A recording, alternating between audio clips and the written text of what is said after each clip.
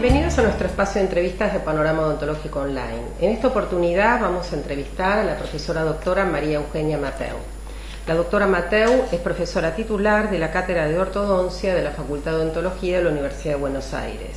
Directora de las maestrías en ortodoncia en Cochabamba, La Paz y Sucre, Facultad Misal Saracho de Tarija, Bolivia, en convenio con Facultad de Odontología de la Universidad de Buenos Aires, y en Bogotá, Colombia, el curso superior de ortodoncia. Dictante de cursos de la especialidad en nuestro país y en el exterior. Es coautora, junto con las doctoras María Cristina Bertolotti y Eve Silvia Schweizer, del libro Ortodoncia, premisas, diagnóstico, planificación y tratamiento, de reciente aparición. María Eugenia, contanos un poquito cómo ves la ortodoncia actual. Bueno, la ortodoncia actual, la verdad que ha hecho un vuelco tremendo en estos últimos años. Desde que aparece la tecnología y aparecen todos los alambres de última generación y aparece el arco recto fundamentalmente, es decir, el ortodoncista deja de ser un artesano y todo esto se empieza a transformar en algo ya preformado. Hoy en día el futuro de la ortodoncia es realmente todo lo que viene ya computado. Es decir, nosotros vamos a trabajar, ya estamos trabajando y ya se trabaja hace bastante en Estados Unidos y en Europa, con brackets ya preorganizados, preformados de acuerdo a la problemática del paciente. O sea que realmente es un cambio tremendo. Por eso cuando nosotros construimos o armamos o se me pidió el diseño de cómo podía colaborar en el diseño y qué podíamos aportar, me pareció muy importante tener toda una sala de computación. Es decir, es lo que viene, y esto es lo que ha hecho que también se masifique la ortodoncia. Porque antes el ortodoncista era el ortodoncista, estaba como separado del odontólogo. Hoy en día yo creo que es el odontólogo que tiene como especialidad la ortodoncia. ¿Por qué? Porque al ser realmente más fácil trabajar hoy en día con los aparatos que ya vienen preformados y que ya prácticamente, es decir, mueven los dientes de otra manera y que tienen mucho que ver con toda la parte de perfil, de estética, y también con la interdisciplina, es decir, hoy en día no podemos, el diseño de la boca es muy importante, por lo tanto tenemos que trabajar interdisciplinariamente con el protesista, con el rehabilitador, con el periodoncista, con el cirujano ortognático, es decir, no es ya ortodoncia o cirugía, no, es todo un equipo de trabajo que tiene que funcionar, ¿no es cierto? Entonces esto ha dado un cambio, un vuelco tremendo y ha hecho que la gente masivamente quiera hacer ortodoncia. Por eso cuando se abren cursos y hay mucha gente en ortodoncia. Aparte de hoy cada vez las demandas son mayores, o sea, la gente busca la estética, también viene un poco de todo lo que es el público, ¿no? Que te demanda y uno tiene la obligación de también ofrecerlo dentro de un plan de tratamiento, aunque uno no lo haga, suponete, pero derivarlo, o sea, que entra dentro ya de un plan de tratamiento la ortodoncia, no es para... Claro, lo que pasa es que la entrada del paciente adulto, es decir, es lo que ha hecho el gran cambio. Es decir, porque las mismas fábricas que fabrican los aparatos tratan de darle confort y estética, pero no porque el niño tiene otro tipo de aparatología, pero realmente el paciente adulto no quiere que se le vea, si se le ve quiere que sea lo más estético posible. Por eso las placas alineadoras hoy en día son un boom. Es decir, en realidad lo que se necesita es saber diagnosticar. Es decir, el ortodoncista de hoy no necesita tanto mover los dedos y tener tanto trabajo práctico como se hacía antes. Es decir, hoy lo que necesita es pensar, se necesita gente que piense, porque realmente los aparatos solos no funcionan. Que eso es un poco lo que falla, es decir, porque mucha gente piensa que esto es muy fácil y que el programa, por así decir, va a ser el que va a dar la solución. Y no es así, realmente lo que se necesita es gente que sepa. O sea, y bueno, por eso es lo que uno está formando, ¿no es cierto? Formando gente, acá formamos los alumnos de acá, que salen de acá, manejan prácticamente las técnicas que hay hoy en día. Claro, sí. La posibilidad de elegir. Claro, hacen técnica lingual, técnicas vestibulares, hacen cirugía ortognática, van a quirófano, colocan los spin, arman ellos, o sea que salen muy bien formados, que es lo que se necesita, un muy buen ortodoncista. Es decir, después el aparato cambia continuamente, porque hoy en día las fábricas, al ver el auge que tiene esto, todos los días nos muestran un aparato nuevo. Todos los días hay un aparato diferente, nuevo es decir, ya están hablando de prácticamente con 2 arcos terminar un caso. Cuando antes usábamos 20.000 arcos y los teníamos que hacer todos nosotros. Y en los casos que hay un desequilibrio esqueletal, ¿de qué manera interviene la ortodoncia para resolver este tipo de problemas? Bueno, si el desequilibrio esqueletal es muy importante, bueno, primero tendríamos que pensar en el niño. En el niño hay muchas maneras, porque uno puede de alguna manera redireccionar, estimular, sobre todo el maxilar superior, y en la mayoría de los casos llegamos a un buen puerto. Lo importante en este caso es que el paciente tenga estética y función. Es decir, no es negociable, o sea, no puedo dejar un paciente con una buena función y una mala estética, ni un paciente con una buena estética y una mala función, porque no es correcto. Por lo tanto, la ortodoncia también tiene limitaciones. O sea, acá es cuando entra justamente el equipo interdisciplinario. Es muy probable que si el paciente es adulto, lo más probable es que tenga que hacer la parte de ortodoncia y la parte quirúrgica. Por eso es muy importante armar equipos entre ortodoncistas y cirujanos maxilofaciales, para poder solucionar. Nosotros acá tenemos un muy buen equipo, de hecho que prácticamente estamos operando un paciente casi una vez por mes, o más de 2 pacientes, o más de un paciente por mes, Es decir, tenemos un ateneo quirúrgico para hablar, y por supuesto hay una muy buena relación entre el cirujano y los ortodoncistas, y hay los casos muy importantes que han cambiado, muy lindos casos. Vos me hablás del equipo interdisciplinario y en este caso mencionas al cirujano. Dentro de este equipo interdisciplinario, porque a ver, llega el paciente y como decíamos antes, es importante el diagnóstico, que no solamente la parte ortodóntica, sino que se evalúa si es respirador bucal, qué es lo que pasa por ahí con su postura de la columna. ¿Cómo manejan este tipo de Bueno, situaciones? mira, acá nosotros tenemos fonoaudióloga y tenemos el equipo quirúrgico. Y lo que se hace es, se hace el diagnóstico, se hace el ateneo, que el alumno que corresponda presenta a su paciente, y este paciente se ven todos los problemas que tiene el paciente. Es decir, por supuesto que no podemos dejar de ver la parte funcional.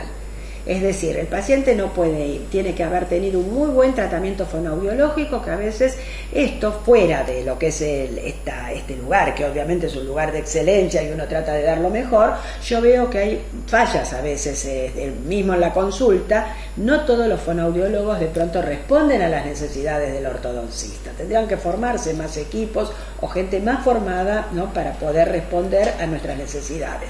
Porque si la función no se soluciona, el caso no se termina de solucionar. Eso es importante, Y bueno, después pasa, por supuesto, se hace el BTO prequirúrgico y preortodóntico, es decir, se hace la ortodoncia prequirúrgica, la cirugía y después la ortodoncia posquirúrgica.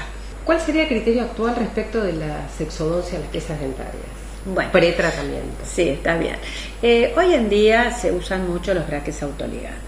Los braques autoligantes, sobre todo aquellos que son pasivos, que no hay fricción, hacen un movimiento muy interesante y muy importante. Es decir, y realmente en algunos casos que en otro momento hubiéramos hecho extracciones, evitan que se hagan las extracciones.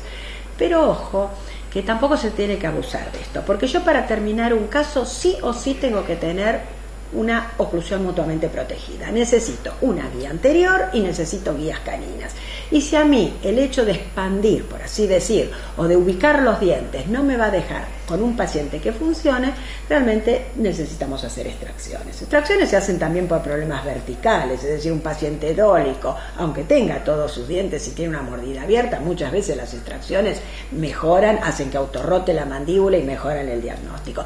Por eso yo siempre digo que las extracciones también tienen que ver con el diagnóstico. No es como decíamos antes, extracción versus no extracción, eso es una locura. Es decir, cada paciente, y el diagnóstico se le debe hacer a cada paciente, no son generalidades, somos individuos, cada uno tiene su cara. Yo puedo ser igual que vos, pero mi caso es diferente al tuyo. Por lo tanto, el diagnóstico es imprescindible.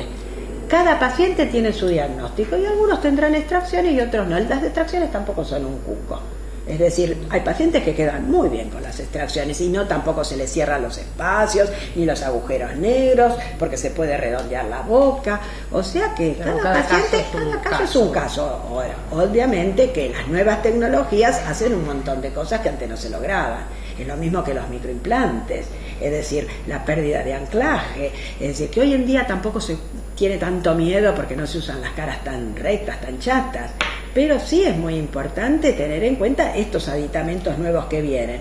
Pero eso no quita que cada paciente tenga que hacerse lo que se le debe hacer, ¿no? ¿Querés compartir un poquito qué líneas de investigación se están llevando hoy dentro de la cátedra? Bueno, la verdad que desde el 2007 que asumí, porque prácticamente asumí en el 2007, empezamos a trabajar con proyectos súper interesantes que empezaron y que nos dieron la posibilidad de obtener subsidios desde el 2007 hasta el 2014, es decir, cada 2 años tenemos su trabajo y tienen subsidio 2008-2010, 2010-2012, 2012-2014.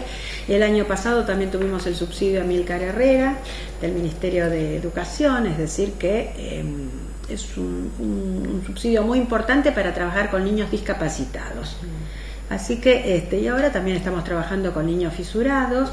Hay muchísimos trabajos de investigación. Te digo que tenemos más de 15 publicaciones desde el 2008 hasta la fecha y hay más de 80 presentaciones en congresos de trabajos de póster y de trabajos de docentes. Es decir, acá lo importante es incentivar al docente y que el docente incentive al alumno, porque los que presentan los trabajos son alumnos, es decir, en cada congreso hay más de 10 o 12 trabajos, siempre de alumnos de posgrado.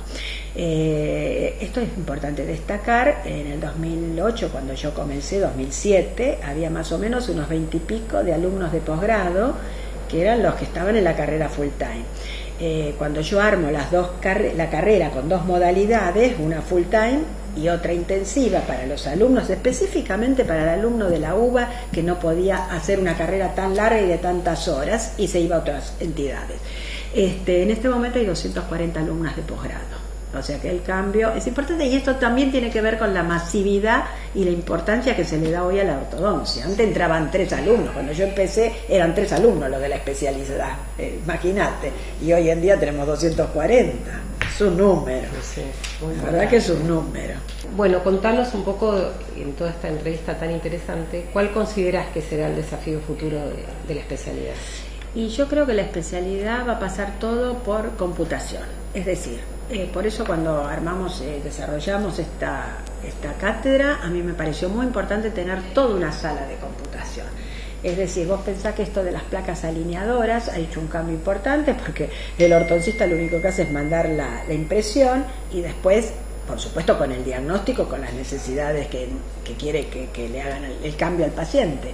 Pero todo se maneja por un sistema, por sistemas, es decir, y también la ortodoncia, es decir, hoy en día todo lo que se insignia en Estados Unidos, lo que viene ahora, que nos han llegado algunos ortodoncistas, sistemas ya computarizados, es decir, para trabajar sobre pacientes. O sea, eso es el futuro. El futuro va a ser buenos ortodoncistas que sepan diagnosticar para manejar un programa, en definitiva, que es el que le hace los movimientos que quiere llegar a obtener de su paciente. Así que eso es, yo pienso que el gran desafío es que la ortodoncia, lamentablemente, aunque a muchos no les guste, va a ser mucho más masiva. Es decir, masiva desde el punto de vista que los odontólogos va a haber mucho más. Aparte, el ortodoncista se necesita en todos lados. Es decir, el rehabilitador por lo general tiene un ortodoncista en su consulta, el cirujano maxilofacial también, el periodoncista también. Es decir, y a su vez el ortodoncista necesita del periodoncista. Entonces yo creo que esto se va a convertir realmente en algo mucho más más global, masivo, ¿no? más integrador. Sí, más integrador. Sí.